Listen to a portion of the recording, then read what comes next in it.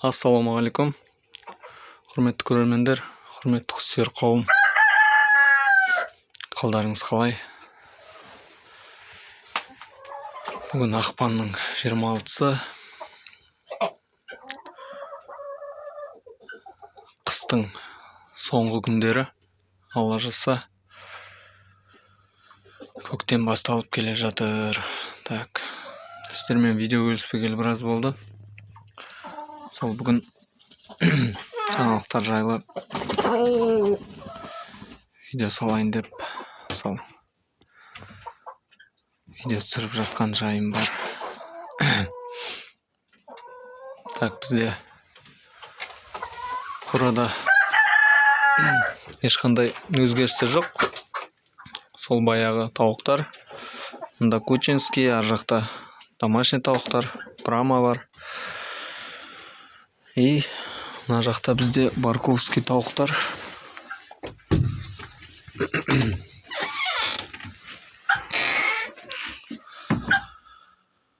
Бұлардың жетеуін бір кісі алып кетті. Алып кеткенде апарып бердім. Енді осы алтауын тоже апарып беру керек. Оған қол тимей жүр пока. Ана жердің бәрін босатып, Алла жазса, бізде балапандар шыққан болатын тұғын. Соның енді ана жердің бәрін бұзып, мынаның бәрін шығарып, осы жерге балапандарға орын дайындаймыз. Өйткені мен 60 балапан бір шықты, 40 балапан ертең Алла жазса тағы шығу керек. Примерно 40 балапан. Олар шықса, 3 аптаға дейін сол брудерді ұстаймын. 3 аптадан кейін осындай осы жерге аккуратно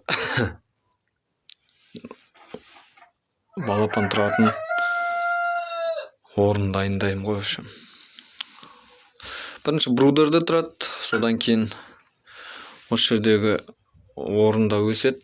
Бір айдан асқанша 1,5 айға дейін осы ненің ішінде тұрады. Тоже сеткі сияқты істеймін ғой мына жерден. И одан кейін осы жерге ақырындап жібере бастаймын жерге үлкендерін. Енді Алла жазса биыл да біраз балапан шығарам. Сол себептен орын керек болды. Сол орын керек болған себепті осы жердегі барковский тауықтарды сатып жібердім. Өйткені менде қора кішкентай, балапандарға отдельно орын дайындамасам оба болып кетеді. Сол себептен тауықты азайтуға тура келді. Так, бізде тауықтар барковский туып жатыр.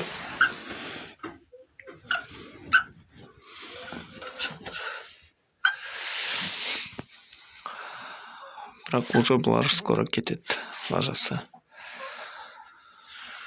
Ертең емес, енді сол аптаның соңына қарай, жұма немесе сенбі күндері апарып тастайтын боламын.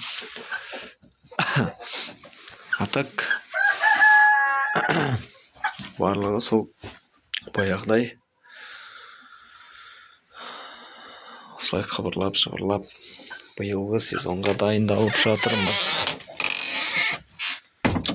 Бізде далада осындай қар, кішкене күн жылыды, бірақ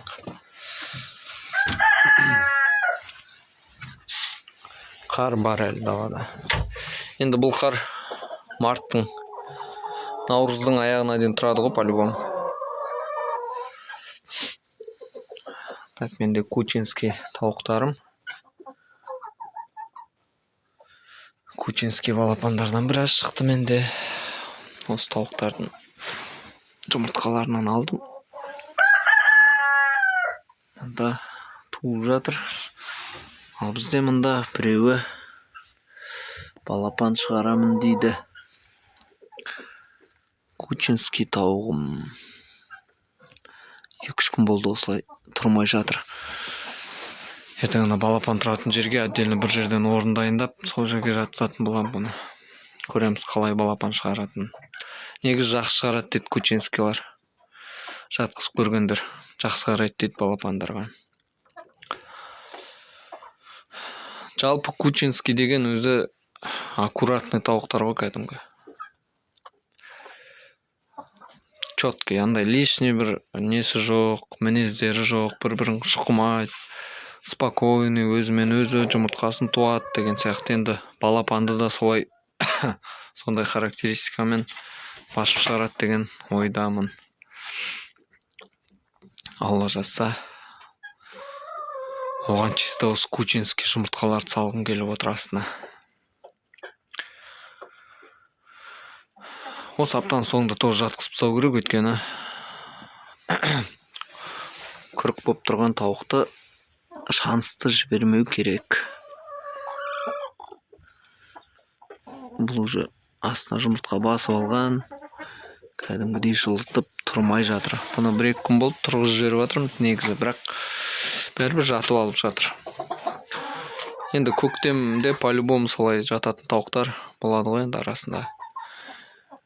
Біреу-екеу жатса ештеңе емес, енді одан көп болып жатса, скорее всего жатқызбаймын.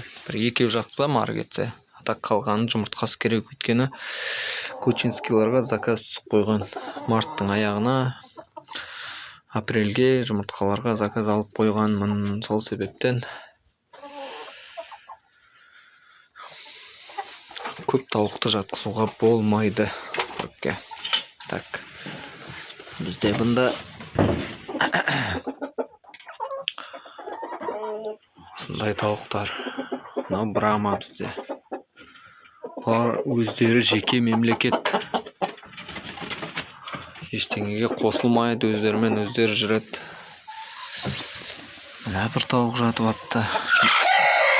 Опа. В общем, бәрі туып тұр мыналардың. Күніне 5-6 жұмыртқа. Мынау тумауы мүмкін, мынау тумауы мүмкін. Енді мыналарды білмеймін, жатқанын көрген жоқпын әлі. Олар да тумаған шығар әлі. Мынау тумайды, точно. Мынау тумайды, атақ қалған мынау. Ана екі қара тауық, сосын тағы бір қызыл тауық, олар точно туып отыр. Өйткені постоянно жатады сол жерде.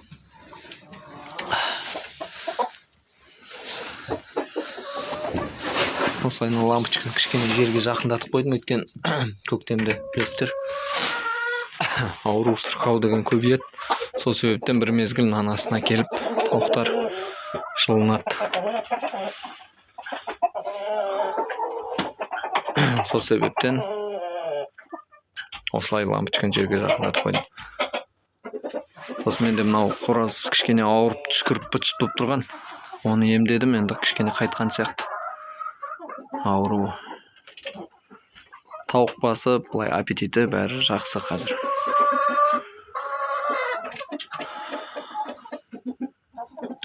Тезірек жер қарайса, далаға шығару керек тауықтарды. Өйткені қысымен тұрды, күннің көзі керек, витамин керек деген сияқты.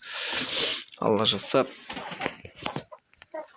ол күнге де жетіп қалармыз. Атак менің сондай тауығым. Тұрмайым дейді. Бұлай тұрғыз жіберіп жатырмын, негізі күнде шығар. Бірақ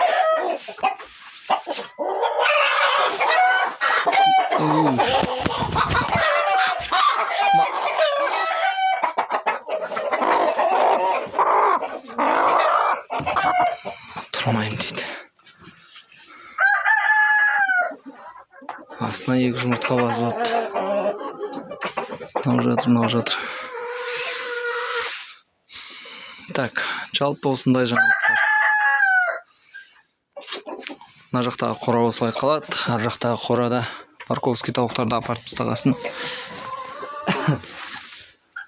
Жұма, сенбі, жексенбі күндері осы жақта реттестіріп тастау керек. Оған дейін материал алу керек, мына жерлерге. Сетка алу керек, анау-мынау, в общем. Біраз жұмыс бар. Тауықта түшкіргені, мұрнына су аққаны бәрі қайтты, бірақ кішкене әлі тамақ іскен ба, білмеймін, неле бір нәрсе тұрып қалған ба, түсінбей жүрмін соны. Бұлай жем жеуі бәрі жақсы, тоже жұмыртқа туып жүр, бірақ түшкіреді солай.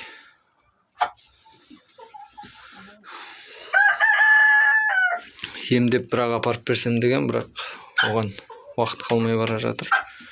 Сол себептен осылай түшкірден кейінше апарып тастайтын шығармын. Жалпы біздегі жаңалықтар осы. Видео түсіруге уақыт болмай көптен бері сол жұмыстан келеміз, балапандарды қызықтаймыз. Солай жүрдік.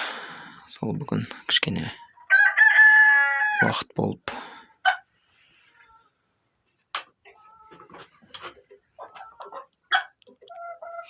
Видео түсіріп жатқан жайымыз бар.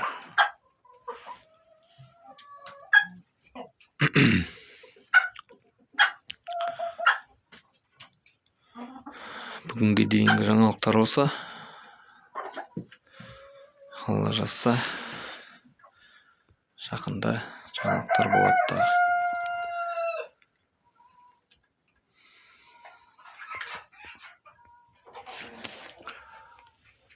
Амандықта кездескенше сау саламатты болыңыздар.